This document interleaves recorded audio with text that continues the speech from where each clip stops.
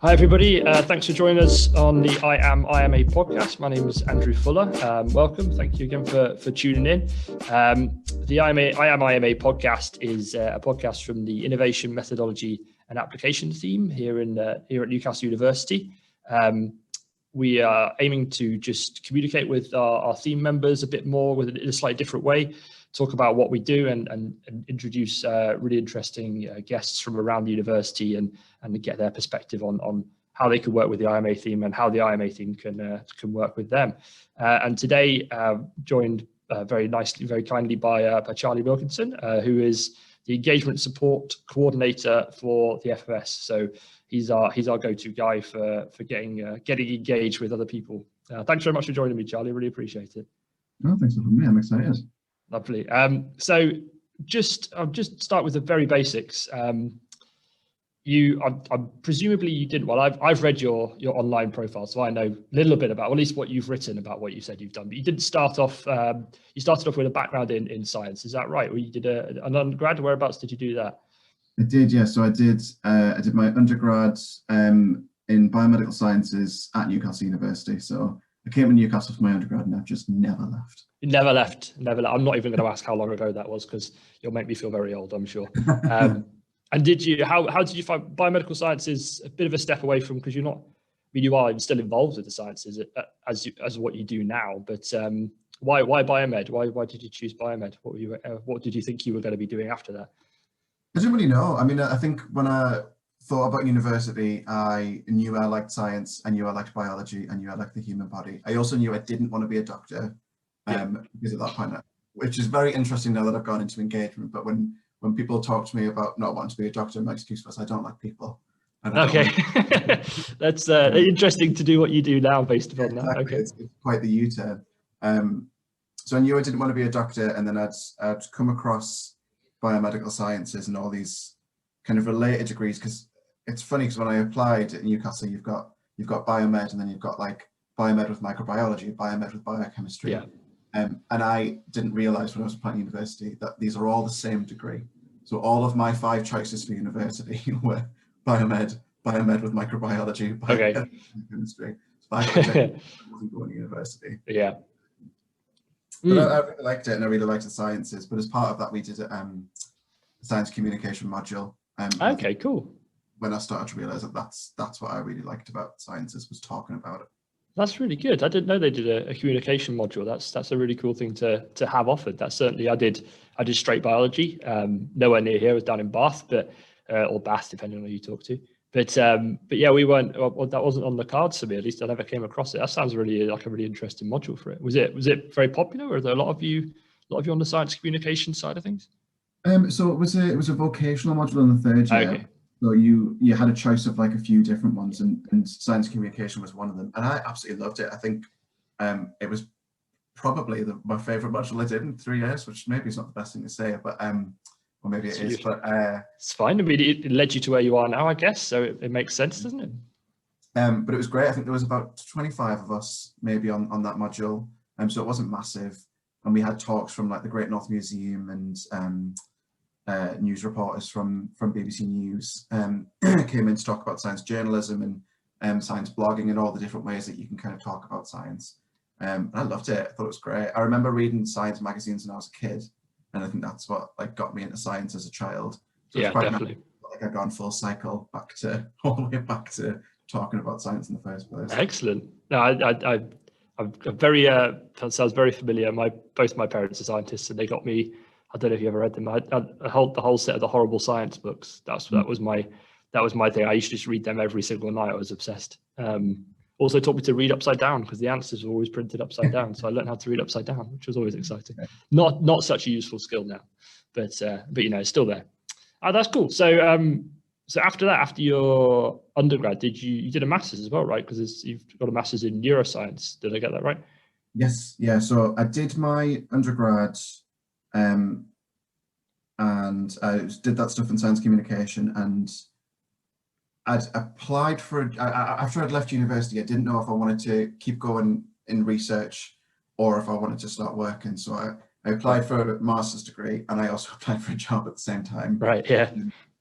And the job that I'd applied for which is also the job that I ended up getting after my master's, was an outreach ambassador. So it was traveling around and doing science workshops and stuff. So it was really going straight into the science communication stuff. I didn't get the job because I couldn't drive. So I was like, well, that's my calling card. Then I'm going to go and do a bit more research first and try that out.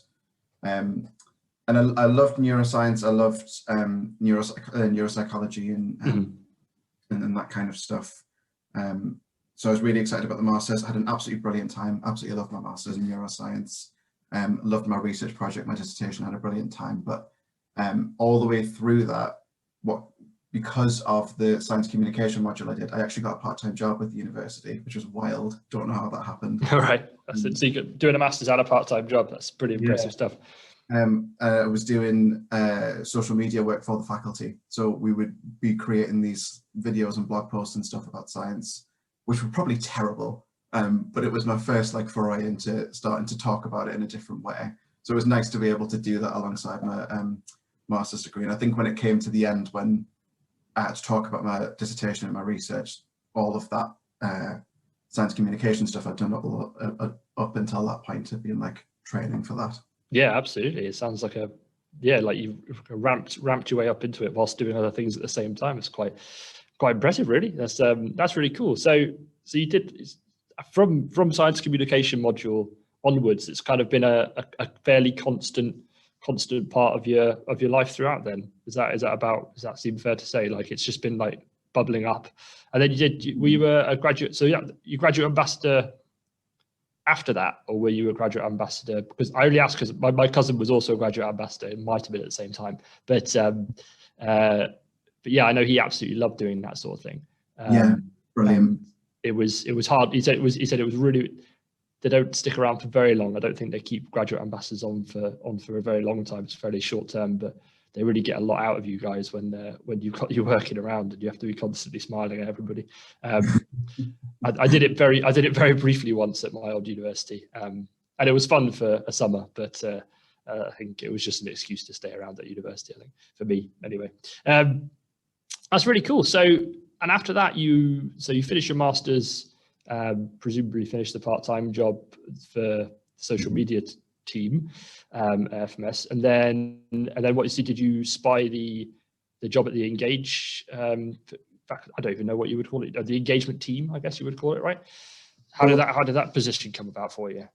So it was after my master's, I then applied for the graduate ambassador position. So that was a full-time job for a year. Okay. So full year contract, and it's weird timing because it's usually undergraduates who will apply for that job. That's right. Yeah.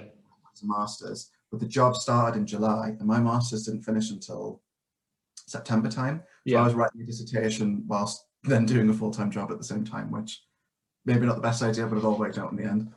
I mean, on the other hand, you got paid at the same time as writing a dissertation, so that's never a bad thing. You got to eat, right? Yeah, exactly. So I worked for a year, and so that it kind of entailed driving around to schools across the whole of the UK, doing science workshops and on health research topics with kids, from primary school up to all the way up to sixth form colleges. I loved it. I thought it was brilliant, and it was just good timing, I think, really, for this job. So I've been looking at science communication roles. Was thinking potentially about leaving Newcastle, which big step for me. Yeah, right.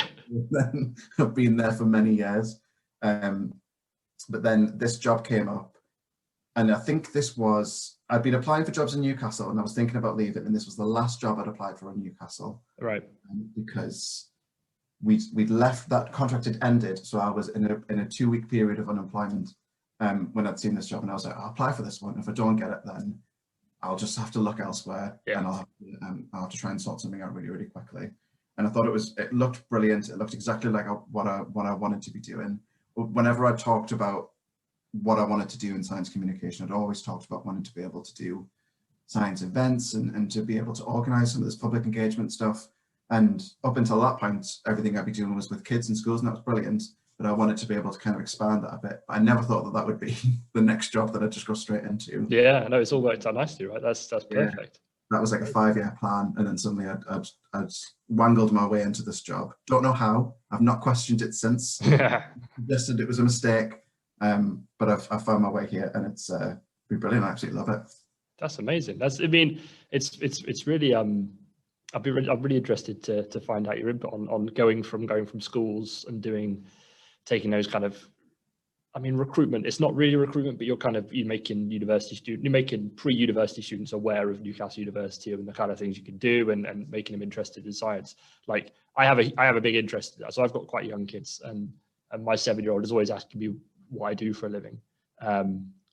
And it's always quite hard to explain to him. You can just say, I'm a scientist, but he's 7, so he says why, what all the time. There's just an infinite stream of whys. So what's it like going from teaching? What's it like going from talking to primary school kids about what we do at Newcastle and what you guys are trying to present to them, versus going to talk to sixth form kids who are maybe like a lot older, maybe they know what they want to do, but maybe don't know what they want to do. So how do you kind of deal with the massive shift in age there? Is there, did you do training for that? Did they train you? Or did they just throw you in the deep end? Or no, we had great training. So I think we started the job in July, but schools don't open until September. Right? You really don't start going out to schools until later on in that year, and it really doesn't get intense until that UCAS cycle starts. Yes, of course. So there's a good period at the time where we had a lot of training on presentation skills and working with kids, and we got additional driving lessons, all of us as well. So we all did our Pass Plus to make sure that we weren't going to crash on the road. Crash on the road, yeah.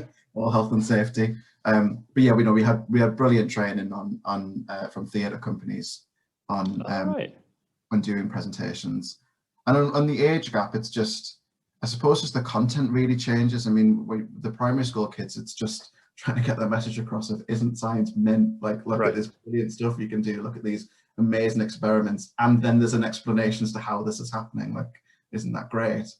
And then as you move forward, it's still trying to keep the excitement of it alive, because I was always worried that when it becomes more of a career and you start going into it, you kind of start to slowly lose that little spark of excitement of how great science is in the first place. So you still have all that, but then it's that added note of, oh, you actually get to do this now. You can go study this as a life choice, as a career, as an exploration, and get to be the person that discovers these things that then we'll go and talk to kids about in schools. That's a good idea. So you can nicely tie the two together, I guess, if that's a nice idea.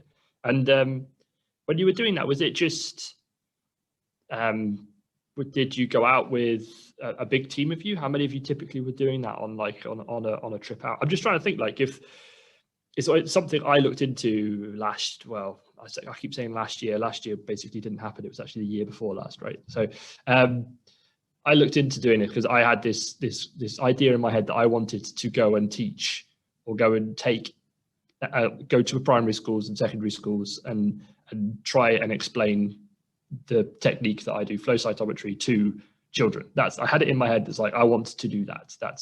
I think that's useful, and I wanted to do it. And then the world kind of got closed and it never quite materialized. But I was always interested, like, do you go out with a big team of you? Is there like 3 or 4 of you? Do you go out with like a variety of different people with different skills or different backgrounds, or is it just very much like one of you in front and you're just talking about the thing that you know about? Yeah, I mean, it's so that outreach ambassador job is slightly different. So that is, I think, for our year, there was a team of 13 of us. Okay. And there was some of us from the medical sciences faculty, some of us from humanities and arts and social sciences, some of us from the science of agriculture, and then a central team as well. So really a wide variety of skills, backgrounds, degrees. We all kind of done different things. So it was a really, really varied group. So typically it would be one of us that would go out and run a workshop.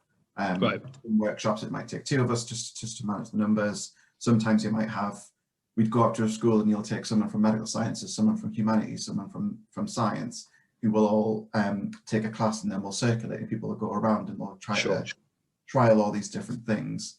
But that's our full-time job. That's what we were paid to do. But there's loads of, even just at Newcastle, there's loads of outreach groups that do some brilliant outreach work in schools. So you've got the cell detectives doing that fantastic outreach. I am one of them. I have the t-shirt and everything. Excellent. I also built that Lego. That was my that Lego thing that Lego sorter that gets put around. That was 2 days of my life. In my boss's office building that. It was, I mean, I'm not complaining about spending 2 days getting paid to build Lego, but it was, my fingers hurt. It was literally, I had bruises on the tips of my fingers from prying those things apart. It was well worth it. All worth it though, because kids love Lego. They did, absolutely. But yes, you've got the cell detectives, you've got the brush up team doing community work with dentistry, and then you've got solar as well, so the group of biomedical scientists, undergraduates that go out to schools and do outreach work. So there's loads of these teams that will go out, I think, in bigger groups of all students, and it's just nice for schools to be able to chat to real students and real researchers and real scientists. Yeah, I agree. Face to the title of scientist, especially when that scientist isn't an older white man with like crazy hair. Absolutely, yeah. That I think that's, if you, it's a really good thing. There is definitely some really good programs in place at the university that do that, but there's also, like, it's part of my mind, on my mind constantly, is that everybody who's doing research at university, nobody necessarily got into doing research for the money, because there isn't a huge amount of money in it. So everybody doing research is doing it because A, they're good at research, and B, they love doing it. And if you could, like you were saying, that trying to reignite or at least re-show that spark to a different generation, I think it's incredibly valuable, and not just for the people listening, but for the people talking as well, because it can refocus on, okay, no, I do this because I like doing it. And I do this because I enjoy talking about it. And not everybody enjoys getting up in front of a class and talking, but there are plenty of people do. And I think it's a really, really good thing. So, like, so go from that into like your current role with the engagement team. So you're specifically affiliated with the Faculty of Medical Sciences, is that right? So what kind of, like, what's your day-to-day like? Your on a given day, wake up at 9 a.m. on a Tuesday, talk to a stranger via Zoom about what you do for a living. That's a bit strange, but like, normally, what does your role kind of involve? What are you trying to wrangle out of people? I mean, it's a weird time to ask that, really, because asking me over a year ago, pre-pandemic, is worlds different to me now. But I suppose it's. Let's do pre and post. Go on. We'll do pre-pandemic. What did it look like pre-2020, and what does it look like now? So pre-2020, my time was spent, and still is to a certain extent, pulling together a program of engagement opportunities. It's easy for me as, like, an outreach person and an engagement person who gets paid full time to do engagement work and to help other people to do that as well. But researchers don't have a lot of time to really put to engagement. So my role and my job is to make it as easy as possible as I can to help people see the importance of engagement and why they should do it, and then to actually do it as well. One of the ways I do that is through pulling together a program. So pre-pandemic, we had a film festival which we would run, and films would deal with or look at a topic in medical research, and then we'd have panel discussions, and we would have workshops around the topic that's looked at in the film, or we'd have full day research events around a topic where we'd run with workshops and conversations and short talks to engage people in that.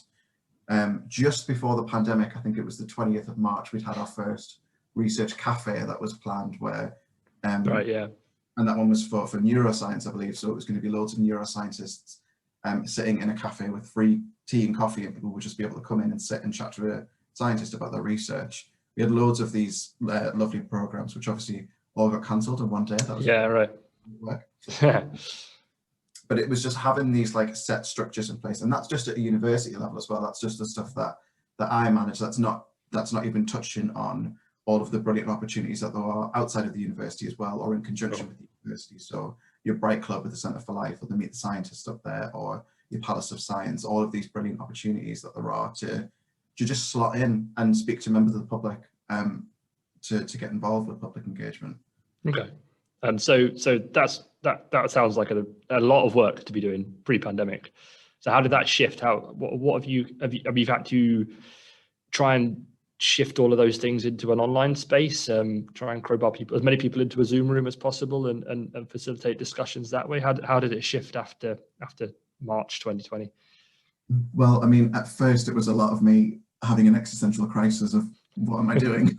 Right. Don't worry. I had that too. Don't worry. Yeah. It's very difficult to justify. We all had to work at home, and trying to tell a bunch of research scientists that they're not allowed in labs is interesting, to say the least. There's only so much reading you can do. Exactly. It's a very difficult time. Yeah. So it was a good period of that, of dealing with cancellations and thinking about rescheduling, because especially at that time I was like, we'll be at home for 2 months and then I'll get the bookings back open, because I did not realize it was going to be this long. And then when we realized it was going to be the long haul, we started thinking about digital. And really, I actually think it's done us the world of good for engagement, because pre-pandemic, it's not really something I thought about. I mean, it's something that we always had in the back of our minds, because we're in the middle of a city and we're asking people to come to us, and that's not always the best thing for engagement. And although we have some really great projects that are there to get out into the community to engage people, it's still a culture change of you're asking people to come to you to engage with the research. And being forced to start doing things digitally has really helped to expand our reach wider. Okay. So we're thinking about places outside of Newcastle, or even in the northeast, but the rural areas aside from the city that we can get into, like Northumberland, and people can start to engage with what we're doing from their living room.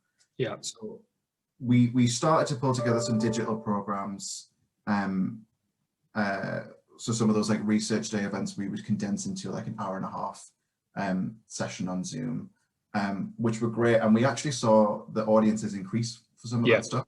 Yeah, we've noticed similar sort of things. Kind of meetings that we've hosted have got 3 times as many people, because it doesn't take you 20 minutes to walk across campus to a room, in which case you might not have that time and then 20 minutes back, it's put it on, put your headphones in, and you're there already, right? So exactly. And we're engaging with people now who are actively saying, please don't stop doing this digitally when we go back, because then they're going to start losing out. So we have engaged with a brand new audience. I mean, obviously the digital engagement also comes with its drawbacks, because not everyone is going to be on a computer. Not everybody wants to, especially after a year of this now. I can see at first it was such a novelty and it was so brilliant to be able to do this stuff from Zoom, and it slowly started to peter down again, because we're so tired of being on Zoom. So I don't think digital's forever. And I think it'll be, that word gets thrown out all the time, but it'll be a blended approach of sure, work with the people. But it has been great in a number of ways, because it's forced us to start creating new digital platforms. So, the new faculty podcast that we're working on is going to be one of our main routes to be able to do that, because that was one of our first realizations in the pandemic is, well, we have no ways to do this digitally, because everything we're doing at the minute, we're starting from scratch. Yeah. So it's great to think when we go back that we've got all of these different ways to be able to do that, whether that's the film festival, or whether that's a podcast, or whether that's Zoom. I mean, it does mean double the work for me, but that's... Sorry about that. It's hard, isn't it? It does make life harder. But so what's the new podcast going to be called as well? Maybe we can point people towards it, because that'll be a really good thing. So the new podcast, we're very proud of the name, is called Why I Research, because it's like the question of like, why are you a researcher? But it's also like, John. I mean, as a non-Geordie, I really appreciate the tune explanation. It's very valuable. It's a good name for a podcast. I do feel like I'm concerned, because I do feel like I'm going to have to explain it each episode to anyone who might not know what it is. It's the first 15 seconds of your podcast every time. It's fine. That's that bit written already. And I wish I could take the credit for the name, but we worked with Roots and Wings, who are a brilliant company in the Northeast, who actually suggested it. So I wish I could take credit for it, but it wasn't my idea. That's very generous of you. Yeah, well, and they mocked up some brilliant branding for us as well. So Why I Research essentially is a podcast for the faculty that's about the science and the scientists. We want to be able to talk about the research and how impactful that's going to be for the people, and to be able to give an informal conversational way to be able to talk about research that kind of takes out the anxiety and panic of like a full public lecture, because it's just us. Oh yeah, for sure. But also about the scientists as well. So similar to this, about that career journey, and how did you get involved in science, and where did that start? Because I think that's going to be interesting to anyone who's interested in science and wants to know what research is coming out of the city that they live in, but also interesting to those A-level students that are thinking about science. Because I mean, I don't think it's just me. I think it's a common thing that when you're in school and you're thinking about science and you're thinking about research, there's that little voice in your head that goes, "Oh, but scientists are geniuses. I'll never be able to be that good. I'll never be that smart," because that perfection. Sure. So to be able to dispel some of those myths as well, and be like, no, I mean, anyone can go into science. It's not such a restrictive field. Definitely not. No, it's a massive catch-all, isn't it? Yeah. No, that's I would wholeheartedly agree with that. It's a wonderful reason to try and get some outreach towards people, because yeah, if that message can be passed across even harder, even further, then all the better. That sounds really cool. Yeah, that sounds. I'd be interested. I'm gonna look out for that. When's it going live? When are you starting it? When's the first episode being released? Have you got any? No deadlines yet. So later this year, I think we've been looking to record our first batch with researchers in June, because we're hoping to get into a studio and do it face to face. Just making me look bad. Is that the aim? This low rent version. That's fine. That's fine. Nice. I mean, that'd be really cool if you can get into a studio and do it that way around. That'd be awesome. Hopefully. So we'll be looking to record in June, hopefully. Okay, cool. The last thing I wanted to pick your brains a little bit about, because there was one sentence on your profile about a Tilly Hale funding award. Mm-hmm. And I just wanted a little bit more information, because the more I work at the university, the more different named award pots of money get mentioned that I have never heard of, and I don't know what they are. So what does that involve? What kind of thing does typically get funded by that award, and what is that funding typically spent on? So the Tilly Hale Award is a brilliant fund that supports researchers in FMS to do innovative, or to be able to just run public involvement and public engagement. We acknowledge that those activities should be in grant applications, but obviously it's a difficult process. Sure. We like to make sure that there's a funding pot, so that when the mood strikes and someone thinks that they want to do public engagement, that there's funding that they can apply for. So this is an annual award that people can apply for. Generally, it's up to about £2,000 to support a small project, but in certain circumstances, if it's like a brilliant project, if it's going to have a lot of impact, then we can give up to £5,000. Wow, okay. So it's not an insignificant amount of money. No, definitely not. Definitely not. And sorry, go on. We've seen some really exciting stuff that comes out of it, and it's named after Tilly Hale, who was a fantastic public involvement contributor who did a lot and was very passionate about public involvement in her time, and worked very closely with the charity Live North. So we partner with Live North on the funding call. They work with us on it. They read through all the applications with us, because they're still very passionate about public involvement and engagement. So it's a really nice collaborative effort with the team over there on this funding call. Amazing. That sounds a bit. I mean, the more people that know about that kind of thing, what kind of, how do the applications to that work? Do you do it, so it's once a year? Do you know roughly like what time of year can people find out about that via a website anywhere? Yeah, so it's all the information is on the FMS internal engagement pages. Okay. Go on the faculty internal pages. There's a big engagement button, and the funding call information will be listed there when it's live. We have just closed ours recently in the last couple of months, but we may be looking to do another one in mid this year. In the next couple of months, we may be announcing a new one. But awesome. Generally speaking, it's around January time that the call opens. We did an additional one this year during the pandemic for innovative digital engagement and involvement, to try and showcase some new and interesting ways to be able to work with the public. And we've been able to fund some really brilliant projects, some really exciting work is hopefully going to be coming out of those in the next year. So we're really excited to see what comes out of that. But every year people apply with really interesting ways of being able to work with the public that we would never even think of or have the time to be able to do. So it's really exciting to be able to see the creativity, the ideas, and the work that comes out of this faculty, and the passion for engaging with the public. Amazing. That sounds awesome. That's really good. I'm really glad that there's to remove excuses, right? There's always the list of excuses. You ask people if they want to volunteer their time or do something to engage, or bring some awareness to what they do to other people who don't know about it.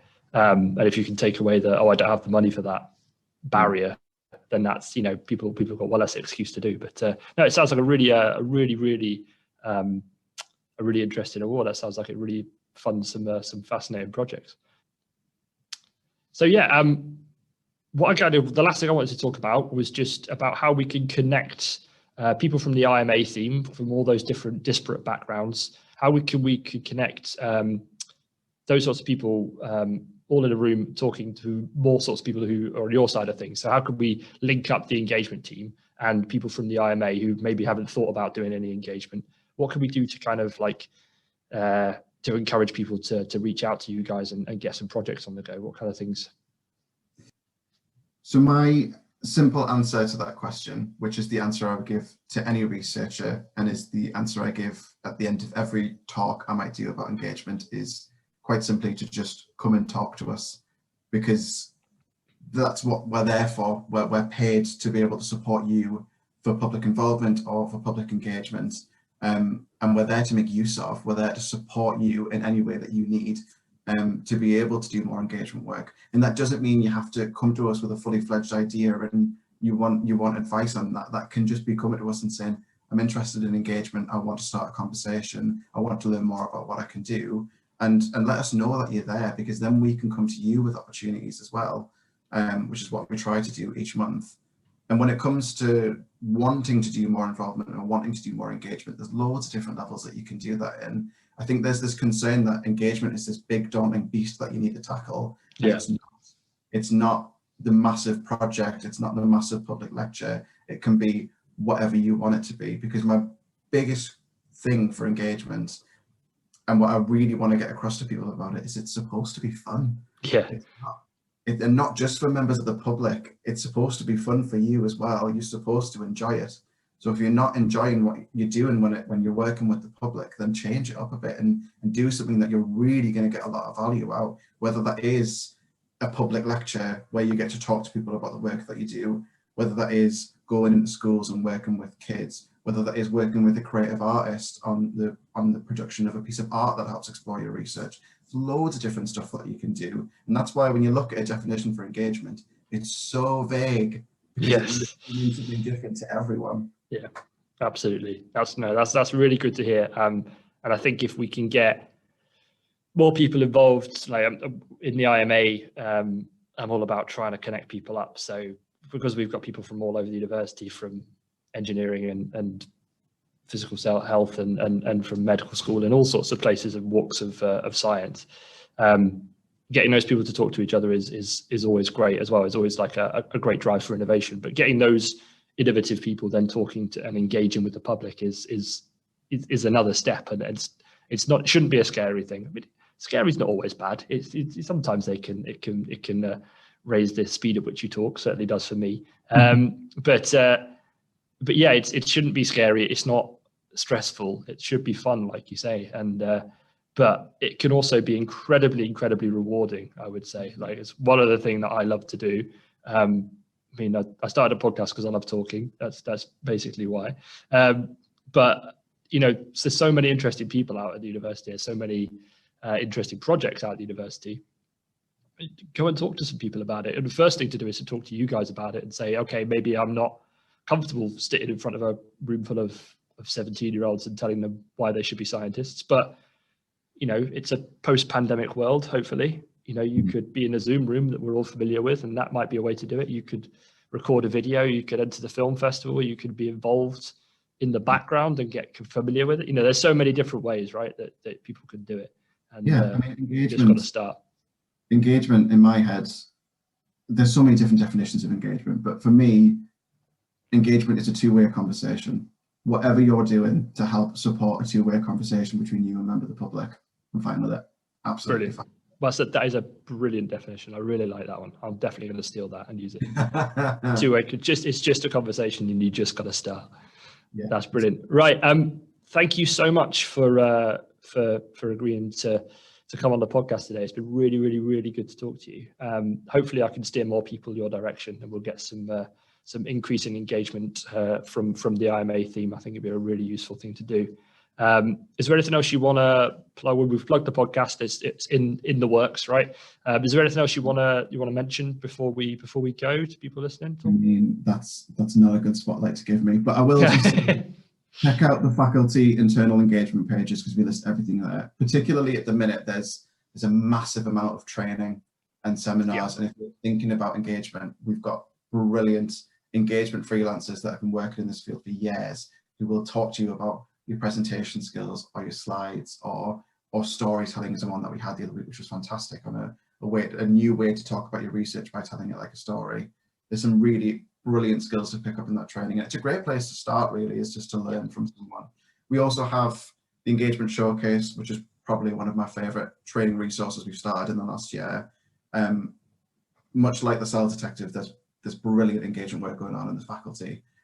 So the Engagement Showcase is a place for our faculty to be able to sit and listen and learn from some of the fantastic work that's been done in the past, whether that is schools outreach, whether that's creative arts engagement, whether that is public involvement workshops. There's loads of people doing innovative projects, and that's a space to hear about them. So that is one seminar every month, very short, and you can ask questions and get involved in discussion. And hopefully in a post-pandemic world, we'll also be able to offer a free lunch.